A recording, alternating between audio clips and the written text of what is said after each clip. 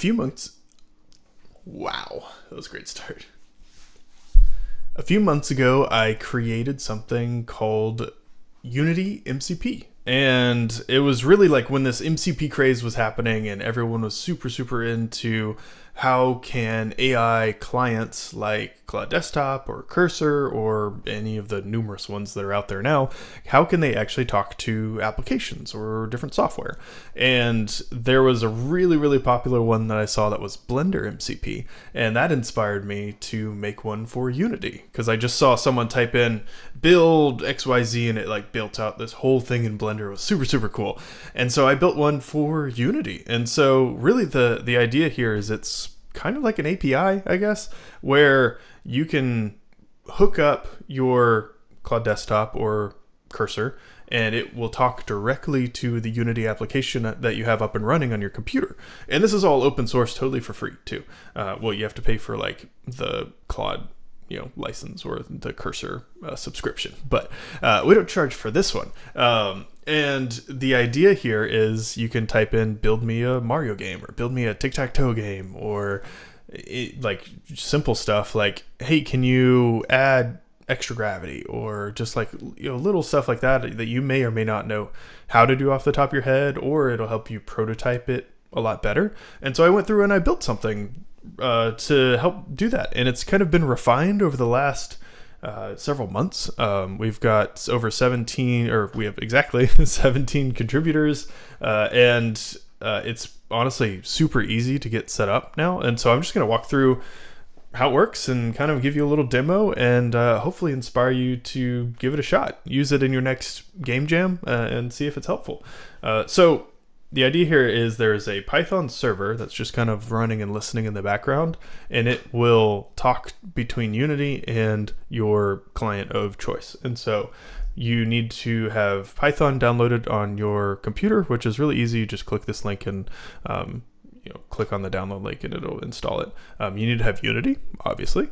And then you also need something called UV, which is just a package manager for Python. And so you just drop this script in if you're using Mac or Linux, and then drop this script in to your terminal and hit enter if you're using Windows on PowerShell. And then all you have to do is copy this link right here, and then we go to Unity. And this is a brand new Unity 3D URP project that I just started. I still got the README assets in here that I can remove. So we're going to go to the package manager, hit the plus icon, and add in install package from get URL, paste in the URL that I just copied. Make sure, so it's not, the one thing that like gets people hung up sometimes is it's not this URL up here at the top. It includes some extra, this question mark path Unity bridge, because this project actually has a few different, it has the bridge, and then it also has some test, and then it has the Python project in there. They actually download separately. So just keeping note, it's important to have the whole path. So we're in here, we go plus install package via get URL. I'll paste that in there. Oh, it went away. Paste that in there, hit enter, and then it should download the package, the MCP for Unity, and then it should also, behind the scenes, download the Python server. And once that installs, I can show you where to find it and configure it. There we go, and you should see some logs that pop up, and it says it's installing the Python server. It successfully installed the Python server, and now we can go to Window and then MCP for Unity. Click on that, and it'll pop up this little window here. Let me resize it so it looks nice. And so you get a couple different little boxes here, and so this is your server status, so it makes sure that your server is actually installed. And if you get an error in here, you either don't have Python installed on your computer, it's not up to date, or you don't have UV installed on your computer. And so you can actually usually click on something and it'll either download it or auto install it or something. And then that's what we call the Unity bridge. It's the and so the bridge listens to the Python server, and the Python server talks to a client.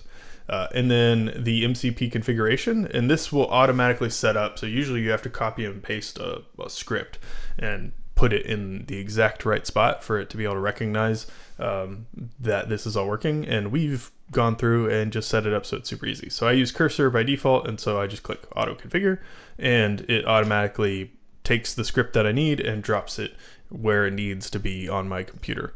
You can also manually install it, and so if you click on this, it will give you the script you actually need to copy and actually tell you where it needs to go to. So you can either just open it right there, copy and paste this right into that spot. And if you have other MCP servers, it shouldn't necessarily conflict, which is nice. And then you can also tell the AI like how strict should we be with syntax and Unity's best practices and that kind of stuff. So you can be super strict or just like really basic. So if everything's green, you should be good to go. And so we have this basic, nothing scene, and we're going to open up Cursor.